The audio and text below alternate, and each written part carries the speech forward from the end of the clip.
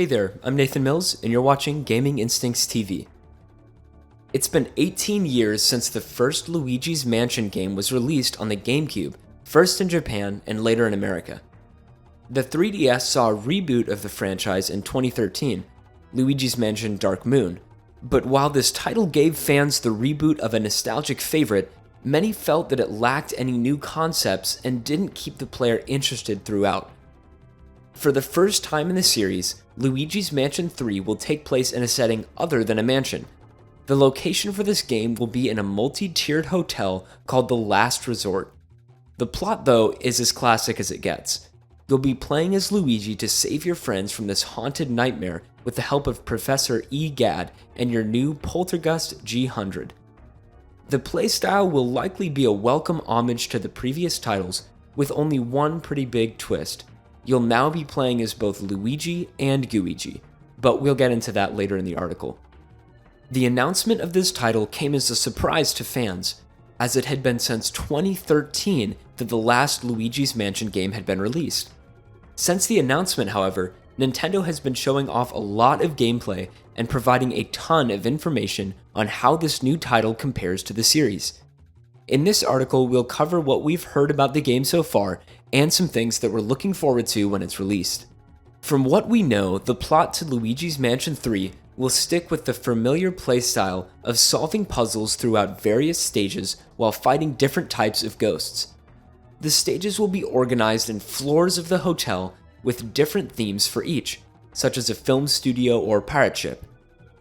Each floor will contain various puzzles that will progress you towards a boss, and this boss of every floor will have an elevator button in their possession that Luigi will need to ride the elevator to the next floor. The ultimate goal, as with all Luigi's Mansion games, is to save your friends by making your way through every boss until the hotel is rid of ghosts, although there will be minigames in addition to this main plot. There will be various difficulties and styles of ghosts that you will fight along each floor, and different strategies will be required to defeat them. It's good to see that Nintendo stuck with the original style overall from the first Luigi's Mansion, while adding enough new features to keep things interesting. The Poltergust G100. This new vacuum flashlight weapon that Luigi was given by Professor Egad hasn't been seen in previous Luigi's Mansion games, but seems to be pretty straightforward, and should be familiar to fans of the series. There will be moves that allow Luigi to freeze ghosts temporarily with the flashlight, throw them around with the vacuum, and even create a blast around the player to push ghosts away when you're crowded by enemies.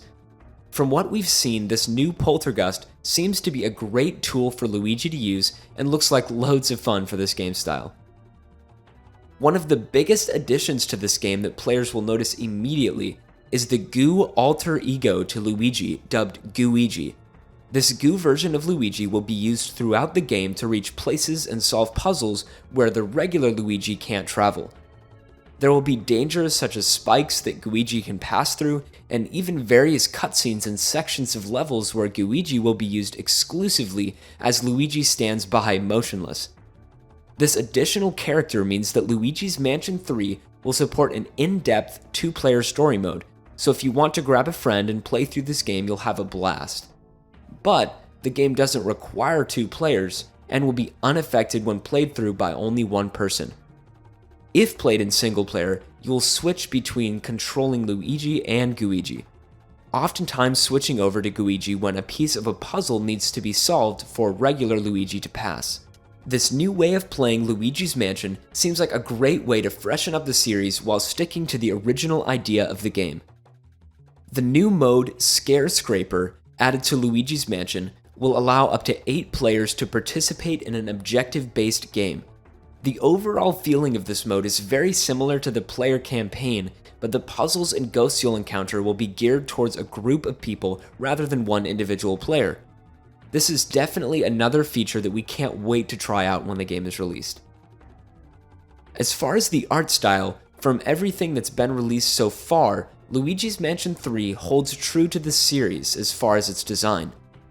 With darker colors and dim lighting throughout, there's a clear spooky theme to go with the concept of the game, but obviously the graphics have been ramped up to meet modern standards for the Switch. Aside from the regular artistic stylings that we would expect to see from a Luigi's Mansion game, there will be a lot of fun new settings that we'll see as well. With every floor being a different theme, you won't get bored with seeing the same areas or having the same feel throughout the whole game. While this game hasn't been released at the time of this article, we definitely have a pretty good idea of what we'll be seeing based on gameplay and information that Nintendo has shown off so far. The Luigi's Mansion game released for the 3DS was reviewed well, but lacked a fresh take on the series that many fans were looking for, and Luigi's Mansion 3 seems like it should deliver in this area. It really can be tough for a developer to create a sequel that sticks to the original feel and style of the previous games in its series, while adding new features and looks that make the sequel its own game. Again though, from everything we've seen so far, Nintendo has done just that. We really hope that this game lives up to the incredible gameplay we've seen so far, and we cannot wait to get our hands on it. Thanks for watching, and make sure to like and subscribe if you want to see more content from Gaming Instincts.